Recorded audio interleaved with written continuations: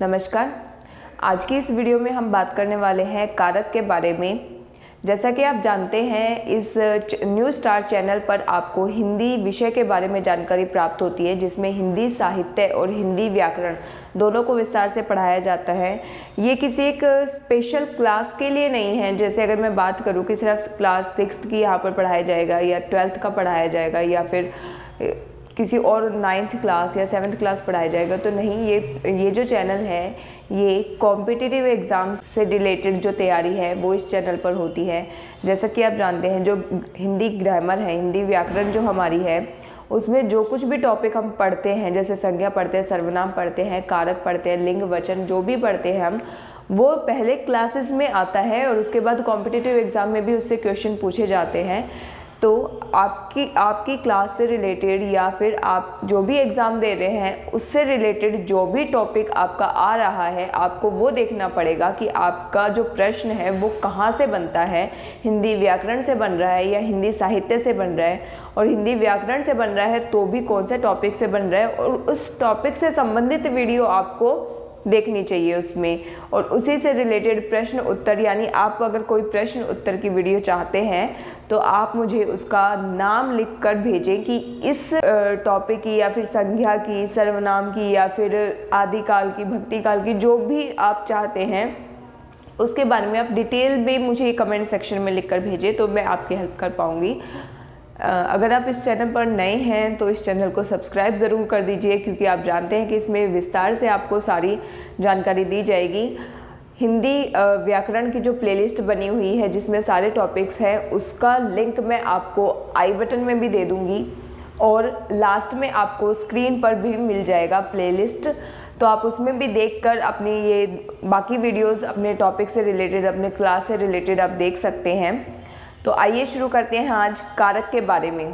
तो कारक क्या होता है, सबसे पहले जानते हैं। देखिए, ये जो कारक शब्द होते हैं, ये शब्द जो कारक शब्द होते हैं, ये संबंध दर्शाने वाले शब्द होते हैं।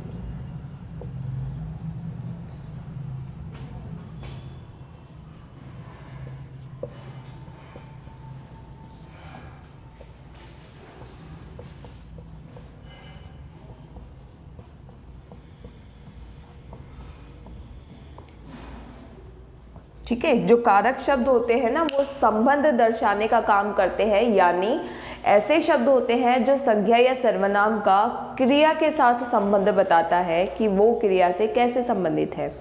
इनको हम कारक कहते हैं।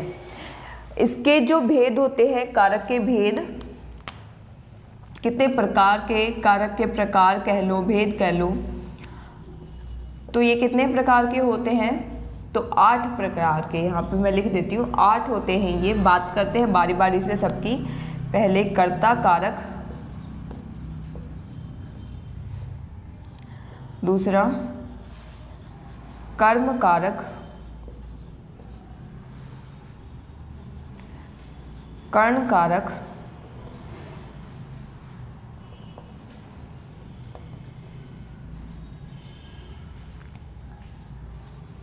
संप्रदान कारक,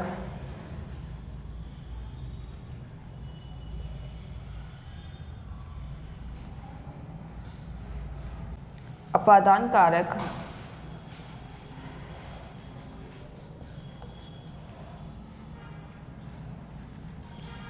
अधिकरण कारक,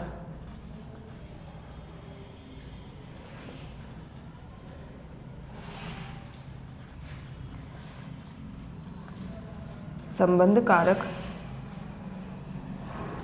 और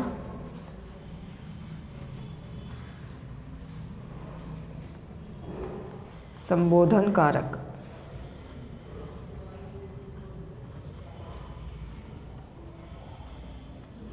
तो देखिए, ये हैं कारक के 8 प्रकार, और इन 8 के बारे में हम बारी बारी से चर्चा कर लेते हैं।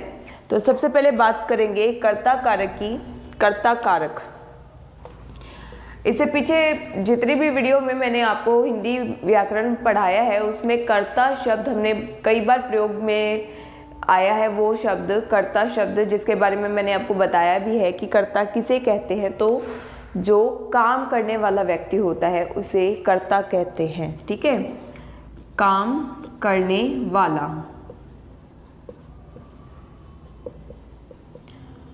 ये तो हो गया कर्ता।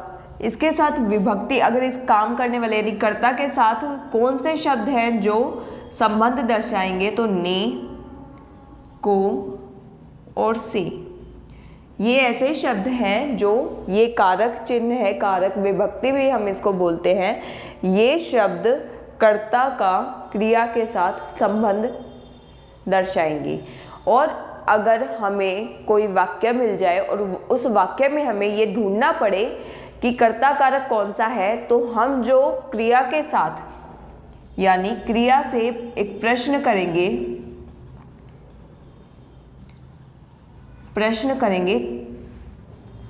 किसने, ठीक है, हम किसने का एक प्रश्न करेंगे क्रिया के साथ, तो जो हमें जवाब मिलेगा वो हमारा कर्ता कारक होगा। वाक्य के माध्यम से हम समझ लेते हैं, उदाहरण के माध्यम से, जैसे राम ने पेड़ काट दिया। ठीक है, हमने एक उदाहरण ले लिया, राम ने पेड़ काट दिया। क्रिया शब्द क्या है? काटना। क्या काम हुआ है? काटने का काम हुआ है, क्रिया शब्द काटना है। अब इस क्रिया से प्रश्न पूछना है हमने, किसने पेड़ काट दिया? जवाब क्या मिला? राम ने। ये जवाब मिला राम ने, काम करने वाला व्यक्ति राम है, इसलिए ये क्या है? कर्ता। और इस कर्ता का क्रिया से संबंध जो है वो कौन सा शब्द दर्शा रहा है? तो ये ने, कि राम ने पेड़ काटा है, इसलिए ये हो गया आपका कर्ता कारक चिन्ह, विभक्ति, कर्ता कारक की विभक्ति ने। ठीक है, इसी तरह से आप और भी बहुत सारे उदाहरण ले सकते हैं, जैसे मैंने काम किया। यहाँ पर हम कर्ता कारक से एक और प्रश्न कर सकते हैं, किसने जैसे हमने प्रश्न किया, तो एक और प्रश्न कर सकते हैं, कौन। दोनों में एक ही उत्तर आपको मिलेगा। जैसे मैं यहाँ पर पूछ लूँ कि कौन पेड़ काट रहा है, यानी कौन पेड़ काट रहा है, तो उत्तर मिलेगा राम, यानी जो उत्तर आएगा वो होगा कर्ता कारक। उसी तरह से अगर और उदाहरण लें, जैसे सूरज चमक रहा है, कौन चमक रहा है? सूरज, तो कर्ता कौन हुआ? सूरज। उसी तरह से अगर एक वाक्य ले ले कि पत्थर पहाड़ से नीचे गिर गया, तो कौन पहाड़ से नीचे गिर गया? पत्थर, तो यहाँ पर जो पत्थर है वो कर्ता हो गया। ठीक है, इस तरह से वाक्य में आपको क्रिया से किसने या कौन का प्रश्न पूछना है और जो आपको उत्तर मिलेगा वही आपका कर्ता कारक होता है। अब बात करेंगे कर्म कारक की, तो मैं ये मिटा देती हूँ। तो आइए बात कर लेते हैं हम कर्म कारक की। कर्म कारक में जो इसकी विभक्ति होती है वो होती है को। ठीक है, को। और कर्म कारक क्या होता है? तो ऐसा शब्द जिस पर कर्ता के कार्य का प्रभाव पड़े। ठीक है, यानी कर्ता ने जो भी काम किया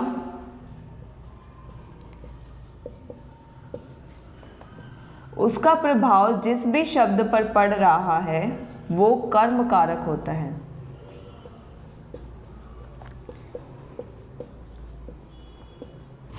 ठीक है, जैसे हमने पिछला जो उदाहरण लिया था वही एक बार ले लेते हैं। राम ने पेड़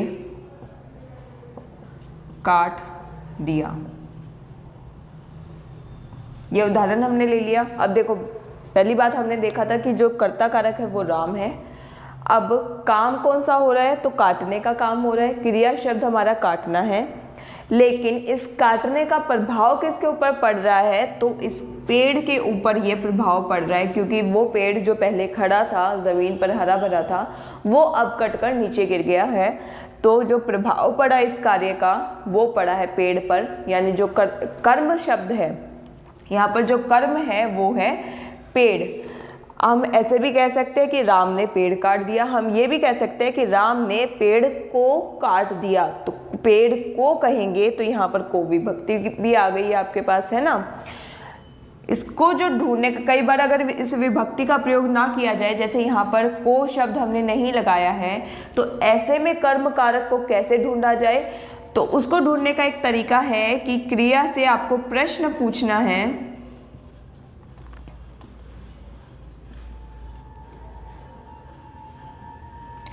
कौन सा प्रश्न पूछना है, तो आपको क्या प्रश्न पूछना है, क्या, यानी राम ने क्या काट दिया, पेड़।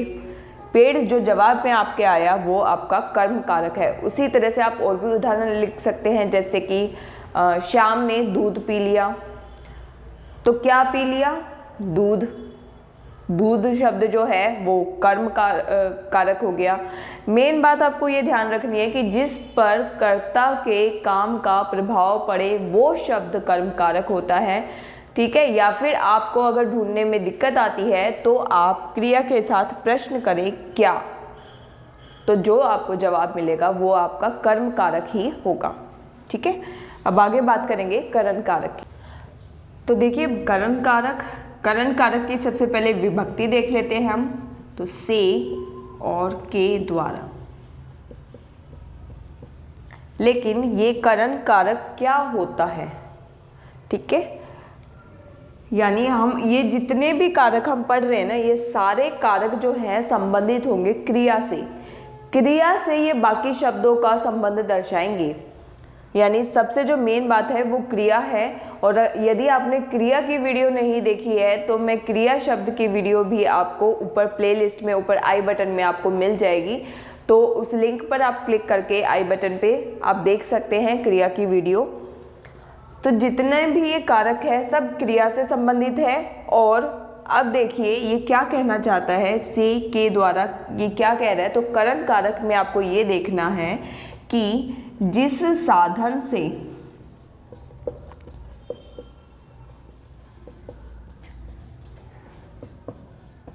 क्रिया संपन्न हो,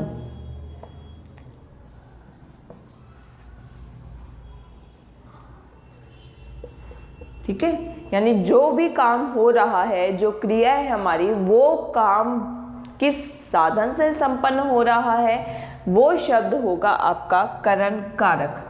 जैसे उदाहरण मैंने एक बार पीछे लिया था कि राम ने पेड़ को काट दिया। अगर मैं उसी उदाहरण में ये कह दूं कि राम ने पेड़ को कुल्हाड़ी से काट दिया, तो अब आप बताइए जो काटने का काम है वो किस साधन से हो रहा है, तो कुल्हाड़ी से हो रहा है। अब कुल्हाड़ी वो माध्यम बनी, वो साधन बनी जिससे वो क्रिया पूरी हो सकी। इसी वजह से वो साधन, वो शब्द जो है वो करण कारक कहलाएगा। और इसमें जो आप क्रिया से प्रश्न पूछेंगे, जो प्रश्न होगा वो होगा किससे।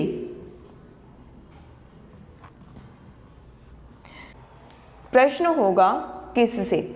अब देखिए जो उदाहरण होते हैं वो हम ले लेते हैं, जैसे कि राम बस से दिल्ली गया, तो दिल्ली तो वो चला गया, ठीक है, कर्ता कारक हो गया आपका राम। मैं यहाँ लिख लेती हूँ, राम बस से दिल्ली गया।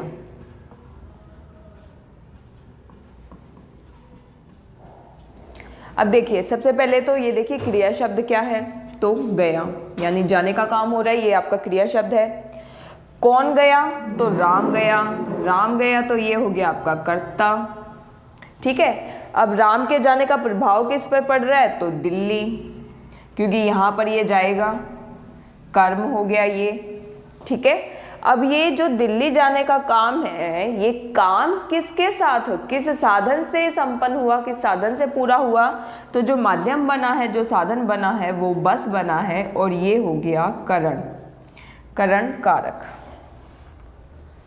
उम्मीद है आपको समझ आ रहा होगा। यदि आपको कोई भी डाउट रह जाता है तो आप या तो वीडियो को थोड़ा सा पीछे करके दोबारा देख सकते हैं, या फिर अपना जो डाउट है वो कमेंट सेक्शन में लिख सकते हैं। तो आगे बात करते हैं संप्रदान कारक की। तो चलिए बात करते हैं संप्रदान कारक की। इसकी जो विभक्ति है को के लिए,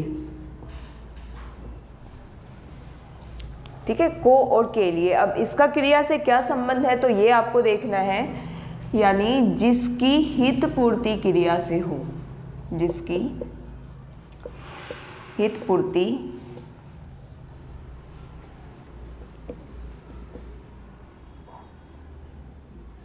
क्रिया से हो। हितपूर्ति यानी जिसे उस क्रिया के होने से कुछ लाभ मिले, ऐसा जो शब्द होगा वो होगा आपका संप्रदान कारक। इसको अगर आपको ढूंढना है तो आप जो प्रश्न करेंगे वो करेंगे किसके लिए या फिर किसको।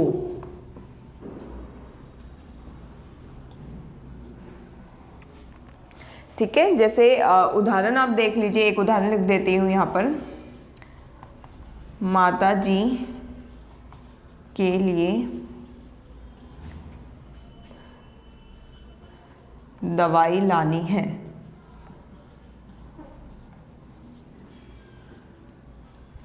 ठीक है, ये मैंने वाक्य ले लिया। अब आप इसमें सबसे पहले कर्ता कारक ढूंढ के बताइए, माता जी के लिए दवाई लानी है, इसमें कर्ता कारक कौन है।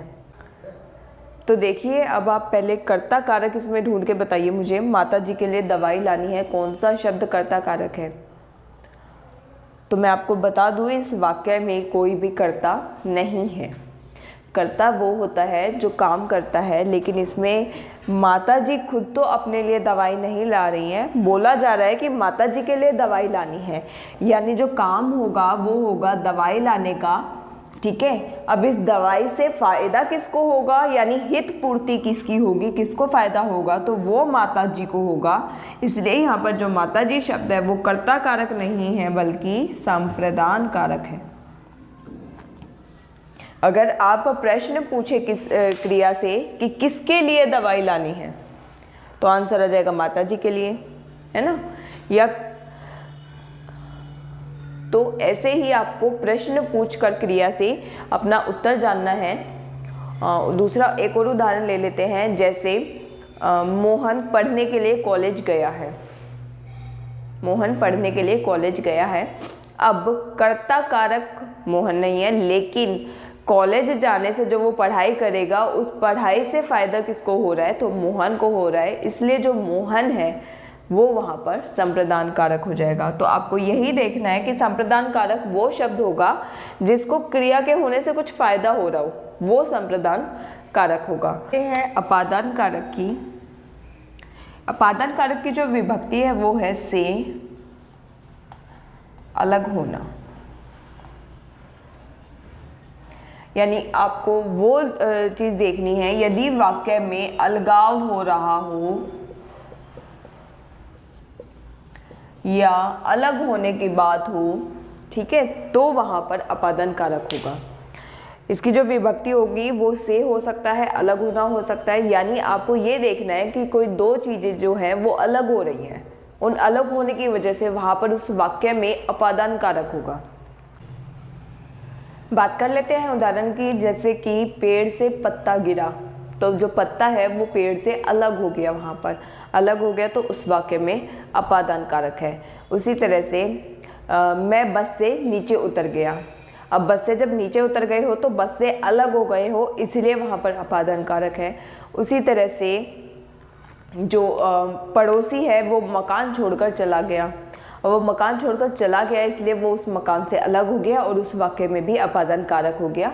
यानी आपको यही ध्यान रखना है कि अपादान कारक में जो वाक्य का जो भाव होगा उसमें अलग होने की बात होगी, इसीलिए वहाँ पर अपादान कारक होगा। अब बात करते हैं अधिकरण कारक की। तो देखिए, अधिकरण कारक की जो विभक्ति होती है वो होती है के ऊपर, के नीचे, या फिर में पर, या फिर के बाद, या फिर के पहले। तो ये सारी विभक्ति होती हैं अधिकरण कारक की। और अधिकरण कारक में जो बात होगी वो होगी काल संबंधी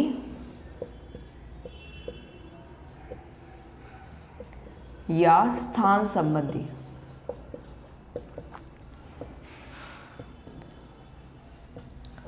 यानी वाक्य में ऐसे शब्द जो क्रिया का काल यानी समय या फिर स्थान यानी जगह के बारे में बात करें। ठीक है, या तो उसके समय के बारे में बात करेंगे या उसकी जगह के बारे में बात करेंगे। ऐसे शब्द जो क्रिया के समय या फिर स्थान की बात करें वो अधिकरण कारक होते हैं। उदाहरण देख लेते हैं, जैसे परीक्षा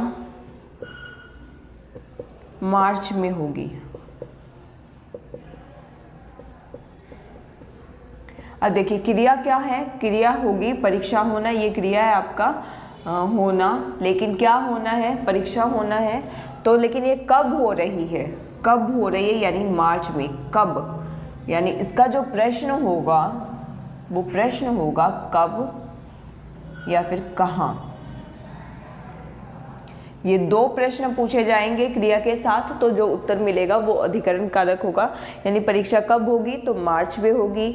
अगर मैं इसमें लिख दूं कि परीक्षा हॉल में होगी, तो अगर परीक्षा कहाँ होगी तो हॉल में होगी।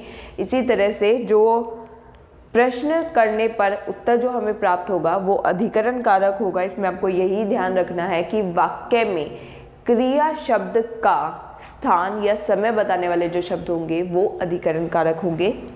अब बात कर लेते हैं संबंध कारक की। तो देखिए संबंध कारक की जो विभक्ति है का, के, की या फिर रा, रे, री।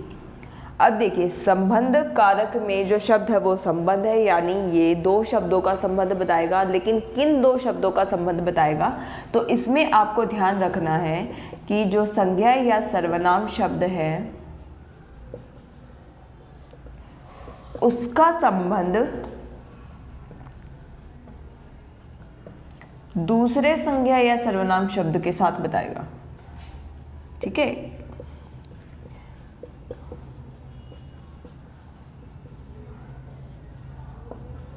तो किसी एक संज्ञा या सर्वनाम शब्द का संबंध दूसरे संज्ञा या सर्वनाम शब्द से बताने के लिए जो प्रयोग में लाए जाएंगी विभक्ति वो ये होंगी, और ये संबंध कारक होगा।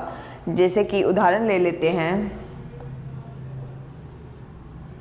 राम की पतंग कट गई। ठीक है, अब देखिए यहाँ पर संज्ञा शब्द देखने आपको, संज्ञा शब्द देखिए राम और एक संज्ञा शब्द है पतंग। ठीक है, दोनों संज्ञा शब्द है। अब इस राम की इस पतंग के साथ जो संबंध बता रहा है, इस एक संज्ञा शब्द की इस दूसरे संज्ञा शब्द के साथ जो संबंध बताने का काम कर रहा है वो ये की शब्द कर रहा है। यानी क्या बता रहा है कि जो पतंग है वो किसकी थी, राम की थी। ठीक है, इन दोनों का संबंध बता रहा है, इसलिए यहाँ पर जो की विभक्ति लगी है वो संबंध कारक का काम कर रहा है। उसी तरह से यह मेरी पेंसिल है।